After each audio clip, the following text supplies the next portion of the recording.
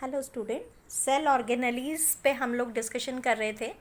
आज का जो फर्स्ट सेल ऑर्गेनेली है वो है गोल्जी एपरेटस। कैमिलो गोल्जी ने इसको डिस्कवर किया था। नाम है गोल्जी एपरेटस। एपरेटस नाम इसलिए है क्योंकि स्टेकिंग है इसमें टिब्यूल्स की, सेक्स की, वेक्यूल्स की। फंक्शन है इसका रिसीव करना प्रोटीन को राइबोसोमल एंडोप्लाज्मिक रेटिकुलम से, रफ एंडोप्लाज्मिक रेटिकुलम से, और ये डिस्ट्रीब्यूट करता है प्रोटीन को अदर ऑर्गेनेली में, या कई बार सेल के बाहर की तरफ भी ये इस प्रोटीन को ट्रांसपोर्ट करना है। तो बेसिकली गोल्जी ऑपरेटस का जो फंक्शन है वो है प्रोटीन की रिसीविंग, प्रोसेसिंग, पैकेजिंग और शिपिंग करना। नेक्स्ट सेल ऑर्गेनेली है माइटोकॉन्ड्रिया। पावर हाउस इसे हम कहते हैं। दो तरह की इसमें मैम्ब्रेन है। जो इसका स्ट्रक्चर है वो फोल्डेड मैम्ब्रेन से इसकी इंटरनल मैम्ब्रेन दिखाई देती है। आउटर मैम्ब्रेन जो है वो सिंगल फोल्ड में है, और इसको बैंडा ने ये नाम दिया था। इसके ये जो फोल्ड्स हैं इनर मैम्ब्रेन के, ये इतने ज़्यादा फोल्डेड हैं सेल के फंक्शन के बेसिस पर। ज़्यादा फंक्शन है तो फोल्ड्स बहुत ज़्यादा हैं। नाम इसे क्रिस्टी दिया है। हर एक क्रिस्टी के ऊपर ऑक्सीसोम पार्टिकल्स हैं जिसमें ऑक्सीडेटिव रेस्पिरेशन या ऑक्सीडेटिव फॉस्फोराइलेशन का प्रोसेस इसमें चलता है। बेसिक अगर माइटोकॉन्ड्रिया के फंक्शन की मैं बात करूं तो ये कन्वर्ट करता है एनर्जी को जो कि फूड की फॉर्म में स्टोर्ड रहती हैं, और फिर इसको फंक्शनल एनर्जी में या यूजेबल एनर्जी में किसी भी वर्क के लिए ये उसको ट्रांसफ़र करने का काम करता है। तो बेसिक फंक्शन माइटोकॉन्ड्रिया का होता है सेल्यूलर रेस्पिरेशन करना, ऑक्सीडेटिव फॉस्फोराइलेशन करना, ऑक्सीजन का एक्सचेंज करना। तीसरा सेल ऑर्गेनेली है लाइसोसोम। स्ट्रक्चर चार तरह का दिखाई देता है: primary lysosome, secondary lysosome, tertiary lysosome and quaternary lysosome. Spherical organelle है, सिंगल मैम्ब्रेन है, कई बार इसको ए मैम्ब्रेनल ऑर्गेनेली कहते हैं। ये कंटेन करता है हाइड्रोलिटिक एंजाइम्स को एक सिंगल मैम्ब्रेन में। जो प्राइमरी लाइसोसोम है इसकी हम लोग बात कर रहे हैं। कई बार जब ये अपने फूड पार्टिकल के साथ बाइंड हो जाता है तो ये फैगोसोम में कन्वर्ट हो जाता है।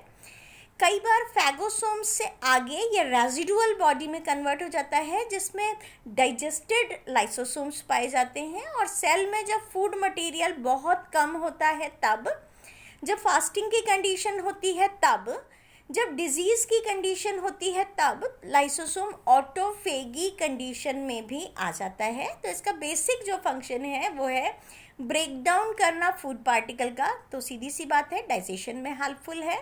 इन्वेडिंग ऑब्जेक्ट्स का ब्रेक डाउन करना and worn out cell parts.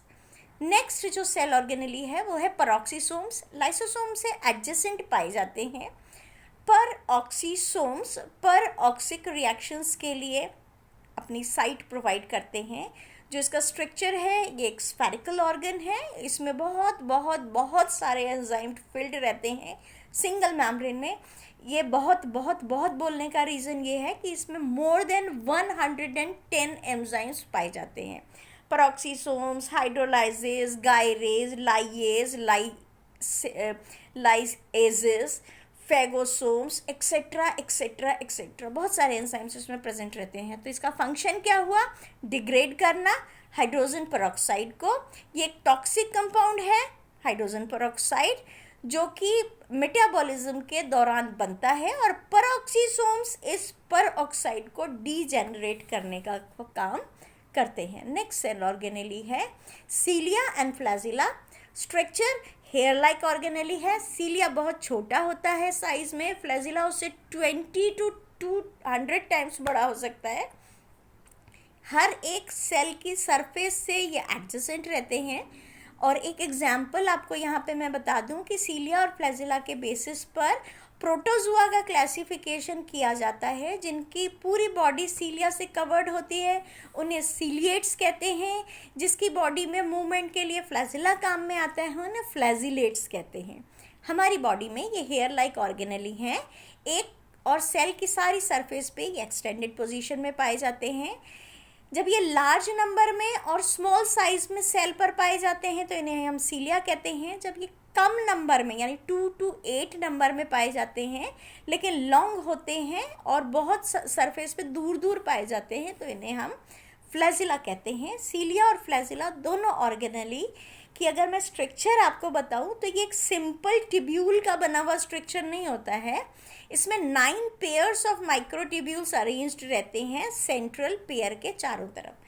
Function है इसका सेल की मोटेलिटी, सेल के मूवमेंट में ये एक इम्पॉर्टेंट रोल प्ले करते हैं। सीलिया और फ्लैजिला का स्ट्रक्चर आपको इस शीट पे दिखाई दे रहा है। चारों तरफ आपको 8 की शेप के स्ट्रक्चर दिखाई दे रहे हैं। ये माइक्रोट्यूब्यूल्स हैं और ये माइक्रोट्यूब्यूल मिनी माइक्रोट्यूब्यूल्स के बने हुए हैं। सेंटर में जो 2 ट्यूब्यूल्स दिखाई दे रहे हैं इन्हें सेंट्रल ट्यूब्यूल्स कहते हैं। ऊपर जो ग्रीन कलर का फ्लोरोसेंट ग्रीन कलर का आपको डायग्राम दिखाई दे रहा है, इसमें बहुत अच्छी तरह से इलोंगेटेड स्ट्रक्चर दिखाई दे रहा है। और फिर लेफ्ट हैंड साइड में जो आपको कैंडल जैसा स्ट्रक्चर दिखाई दे रहा है, तो सीलिया और फ्लैजिला बेसिकली थ्रेड जैसे दिखाई देते हैं। थ्रेड को एनलार्ज करूं तो वो इस तरह की ट्यूब्यूल जैसे दिखाई देते हैं। इसका ट्रांसफर्स सेक्शन, लॉन्गिट्यूडिनल सेक्शन ऊपर की तरह दिखाई दे रहा है लंबा। ठीक इसके बगल में इसका ट्रांसफर्स सेक्शन दिखाई दे रहा है और नीचे की तरफ इसी ट्रांसफर्स सेक्शन का एनलार्जमेंट दिखाई दे रहा है। सीलिया और फ्लैजिला दोनों लैश लाइक मूवमेंट करते हैं। लैश या ओर लाइक मूवमेंट, यानी या तो चाबुक जैसी ये रिएक्शन करते हैं या चप्पू जैसी रिएक्शन करते हैं। तो अगर हम मूवमेंट ऑफ बोट देखते हैं तो हमें 2 तरह के स्ट्रोक्स दिखाई देते हैं। नंबर 1 पावर स्ट्रोक, जिसमें चप्पू को या ओर को या फ्लैश को आगे की तरफ डाला जाता है।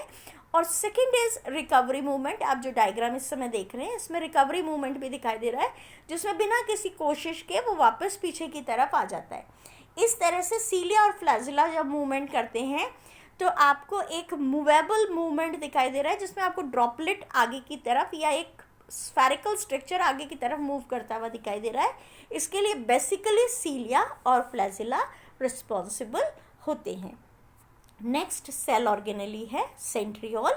2 डायग्राम इसके आपको दिखाई दे रहे हैं। दोनों का अगर मैं इलोंगेटेड सेक्शन दिखाऊं तो आपको ये स्क्रू लाइक दिखाई देगा, लेकिन अगर मैं इसका टीएस दिखाई दूं तो ये आपको स्टार शेप्ड दिखाई देगा।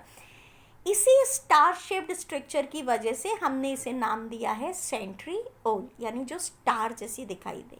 इसका स्ट्रक्चर में बेसिकली 9 सेट्स ऑफ माइक्रोट्यूब्यूल्स दिखाई देते हैं। अगर मैं आपसे सीलिया और फ्लैजिला को कंपेयर करूं सेंट्रियोल से, तो उसमें आपने जब पेरिफेरी की तरफ देखा था तो उसमें डबलेट्स की फॉर्म में, यानी मैंने आपसे कहा था 8 जैसा स्ट्रक्चर दिखाई दे रहा है। उसी के कंपैरिजन में सेंट्रियोल में 3 ट्यूब्यूल्स हैं।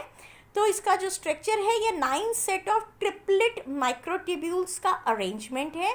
रिंग की पैटर्न में दिखाई देता है और हमेशा सेंट्रियोल हमारी बॉडी में हर एक सेल में एक पेयर में पाया जाता है, एग्जिस्ट इन पेयर।